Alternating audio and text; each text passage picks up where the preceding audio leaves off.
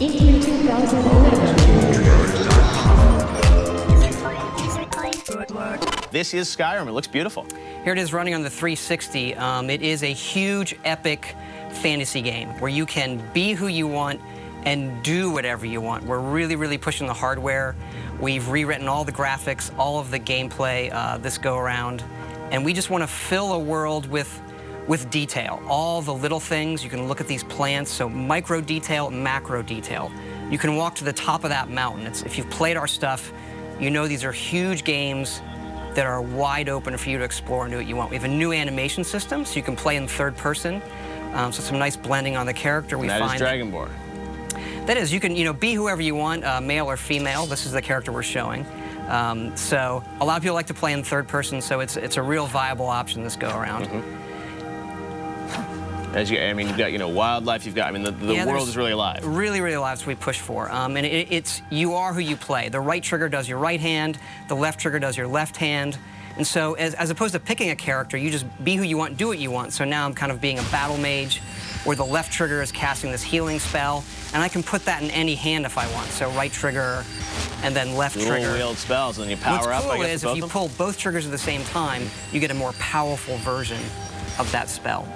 Now we're headed up high up into the mountains where it gets snowy to this Nordic ruin. This is one of our over 150 dungeons that we have in the game, and the ancient Nords used to worship dragons.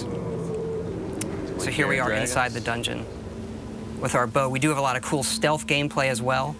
So we really want to pay off on all of those different styles of gameplay, whether it's stealth, melee, magic.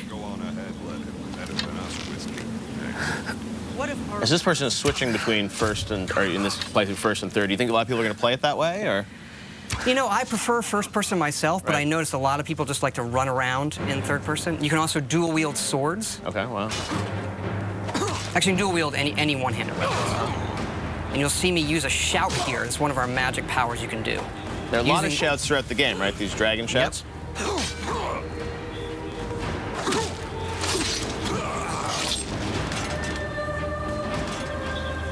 And up here we're seeing the undead, the Draugr, who live in this Nordic ruin. Using a flame spell in my left hand, sword in my right. And then another shout power. And how do you gain these shout powers throughout the game? You'll see some of that coming up, actually. But you learn the words, and then you have to unlock the ability to use them. So you learn these words of power in the dragon language. And the dragons in the game are a big feature, and when they're doing things, they're using the words as well. There are staves you can use to light areas of dungeons on our way out of this dungeon. Wow. We use water as a nice feature to guide you out sometimes as well. Now you have a new sort of story system in this too, right? A radiant story system? Radiant story that guides all of our quests to make it, since it is a big open game, to give us some more control over the experience you're going to have and make it more dynamic. Wow. Here we're out in the tundra, which is this wide open grasslands in the middle of Skyrim. Oh my God, it's a brand new engine, right? Yep, the creation engine that we built just for this game. So the mammoths, a lot of these creatures are peaceful unless you mess with them. Uh-oh, not a good idea. And you can also breathe fire like the dragons. That's one of the shouts. Okay. I'm going to use coming up here. Dragon breath.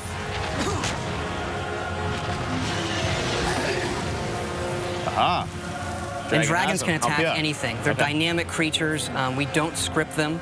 So when we're playing the game, we don't know what they're going to do often. They are these big boss fights that are dynamic and interesting in ways that we've never experienced in a game before.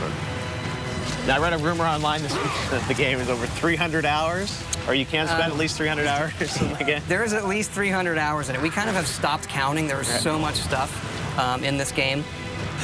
Oh, and here's a battle with a non-friendly dragon. Kind of getting some help from the guards of this tower here. And then when they die, you absorb their souls, and this allows you to unlock words of power, shouts that you've learned, and power them up. And then we also have fights in the game in times where there are multiple dragons. So here comes another one up there, a frost dragon. They're even more powerful than the dragon that I just defeated with the help of the guards. And what's cool about this game is, dragons are not just going to come into the, the final 10% of the game. I mean, you're going to see them throughout the game, right? They are creatures like any other, and you see them not from the initial get-go, but you see them throughout the game, yes. I was reading your character sort of starts this game. You're on your way to your execution. Is that true? You are being led to your execution. This is another shout there, Storm Call. So this calls a storm that brings lightning down to defeat your enemies. One of the more powerful shouts. Right.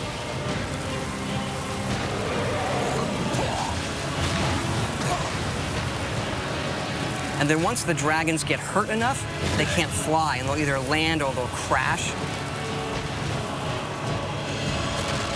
And how will your relationship with these dragons change throughout the game? I mean, obviously, there's some that will be friendly to you. I don't want to quite spoil it yet, but they all aren't out to destroy the world. And why they're back and what they want is part of the mystery of the main quest in the game that you're going to uncover. Wow, very cool. Justine, are there any questions from fans for Todd? I have a question here from Jerry V on Facebook. Says, love the guilds in Oblivion. I wonder if the factions are going to return. Do you think it'll happen? We do have factions returning. Our three main factions are the College of Winterhold, which is like for the mages, the Companions, which is our warrior guild, and then the Thieves Guild, of course. Right. Very cool. And there's the beautiful Skyrim logo, and the date we know is going to be 11/11/11, which is coming out in November. Very cool. Justine, any more questions? Let's see, Player22 on Twitter says, loving the new engine. Can't wait to see more. Curious with how many environments they will have in Skyrim. There's a lot. It's another thing where we stopped counting. I mean, we have 7 major different regions in the game. You've seen some of that where we get into snowy mountains and pine forests and fall forests, that open tundra, lots of different dungeon types. I mean, we go at this each time trying to make the biggest, craziest role-playing game we possibly can and let people just do whatever they want.